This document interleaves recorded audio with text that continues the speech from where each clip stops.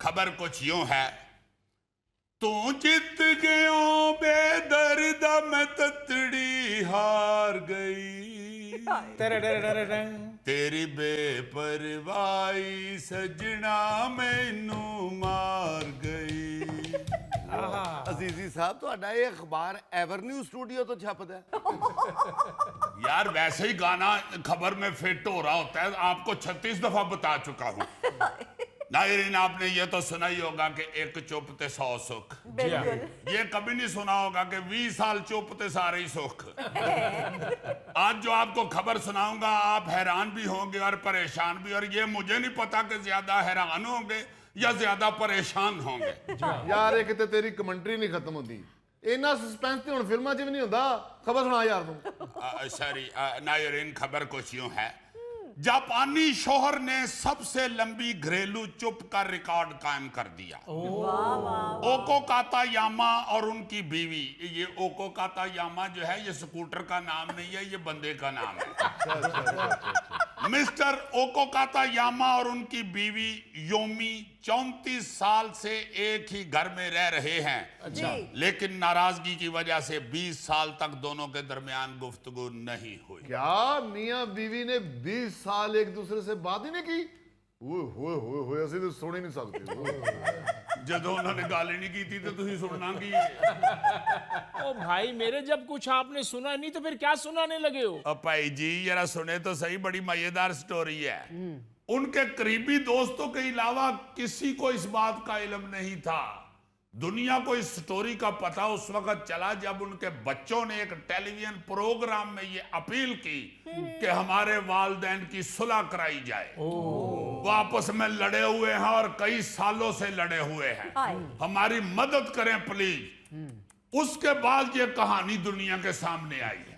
उनके बच्चे भी हैं और फिर भी उन्होंने 20 साल तक एक दूसरे से बात नहीं की। और यार बच्चों के तो 100 स्यापे होते हैं और मियाँ बीवी को तो उनकी वजह से बातचीत करनी पड़ती है और लड़ाई झगड़ा भी करना पड़ता है। ओहो गोगा जी, लड़ाई को छोड़ें, ये पूछे कि सुलह हुई है कि नहीं। ये किया ना अक्लमंदी वाली बात। वैसे भी एक खतून को ये बात कैसे हजम हो सकती है कि दुनिया में ऐसे मासूम शौहर भी होते हैं जो कभी बीवी के सामने बोलते ही नहीं। असल में उनकी सुलह पर ही तो बात खुल के सामने आई थी। अच्छा, इससे पहले तो किसी को मालूम ही नहीं था कि 20 साल दे आपस में बोलते ही नहीं पे। अच्छा, वो तो आपको बताया कि किसी टीवी प्रोग्राम में बच्चों ने कहा कि हमारे वालिदैन आपस में लड़े हुए हैं, उनकी सुलह में हमारी मदद करें। फिर हलचल मची है। 20 साल, ओए होए होए होए, कितनी देर वो बेगम कहती रही है अपने नौकर को कि जा अपने साहब ने रोटी दे आ। फिर कहती होगी कि जा मेरा भरा अपने साहब ने रोटी दे आ। उन कहती होगी जाओ बाबा जी अपने साहब ने रोटी दे आ। नौकर बुढ़ा हो गया, उन्होंने सुलाइडी हुई। ये जापान का एक जजीरा है होकाइडो, ये मियाँ बीवी वहां रहते हैं। उनके 3 बच्चे हैं और तीसरे बच्चे की पैदाइश के बाद ही इनके दरमियान मसाइल बनना शुरू हो गए। उसके बाद फिर शौहर ने फैसला किया कि बाबा चुप ही पली। लेकिन एक दिलचस्प बात यह है कि उनकी खामोशी की वजह कोई तल्ख झगड़ा या किसी की बेवफाई नहीं थी, बल्कि जो शौहर है ना मिस्टर ओको कातायामा। यार मेरा आसान निकलता है, नाम बदल यार शायद सौखा जा ना है ओको काता मामा। नहीं यार, सीधा जो ना है ओको चकयामा। यार इंतहाई फजूल आदमी हो, सीधा नाम है ओको शामा। यार ओको कातायामा, ओको कातायामा। यार मैनू भी भुला देता है तुसी। ये जो भाई साहब है ना शौहर ओको कातायामा, उनको लगता था कि उनकी बीवी शौहर की बजाय बच्चों पर ज्यादा तवज्जो देती है और वो इस बात पर हसद महसूस करता था। अच्छा, इसीलिए उसने अपनी बीवी से बात करना छोड़ दी। मैंने कहा जा फिर तू ही जानते तेरे बच्चे जानन मौज ले। पहले उसने सोचा था कि जब उसे मेरे गुस्से का एहसास होगा तो वो सुलह कर लेगी, लेकिन ना कभी उसे एहसास हुआ और ना ही कभी उसने बात करने की कोशिश की। लेकिन इसी मेरा तजर्बा है कि ना कोको यामा ये कितना कितने जरूर कहेगा मेरे 20 साल लौटा दो बेगम साहबा। उनके बच्चों ने बड़ी कोशिश की कि अब्बा जी किसी तरीके नाल अम्मी नाल बोल पैन, हाँ। लेकिन किथों।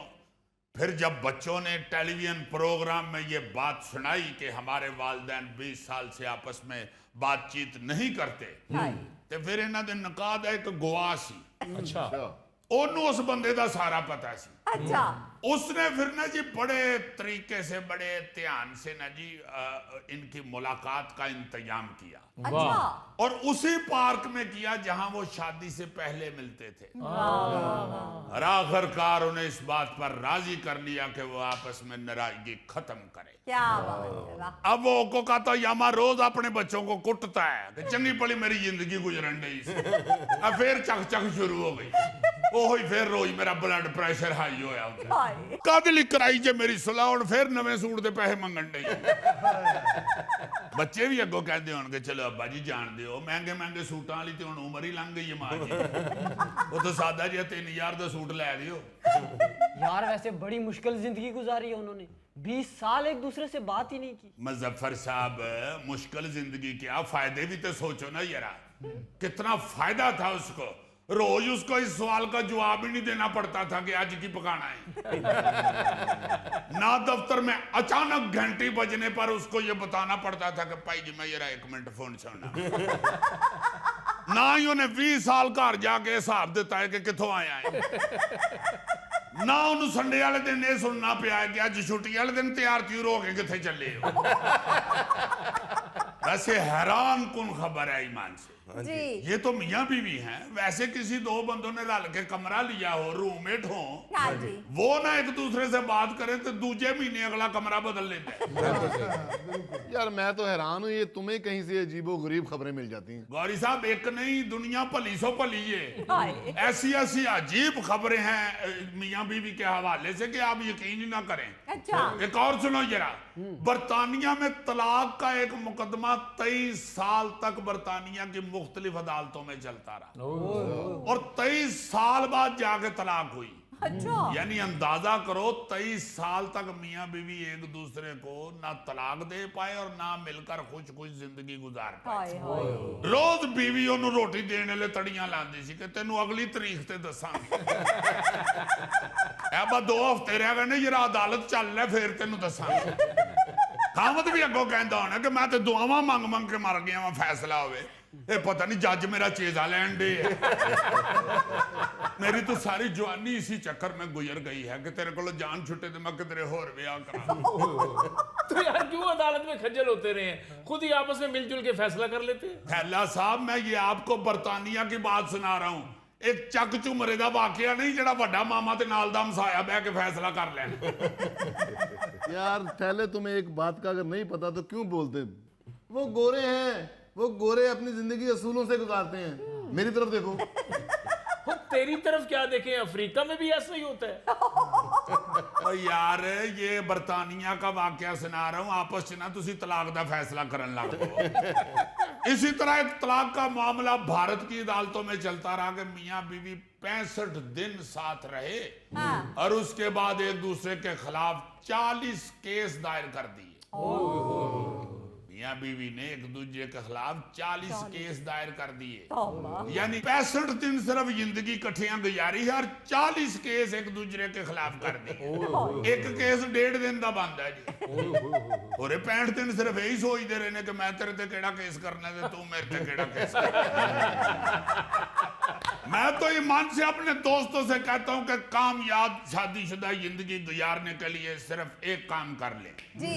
अपने अंदर बर्दाश्त की अहलियत पैदा कर ले। वाह वाह वाह। जदों भी बीवी लड़े या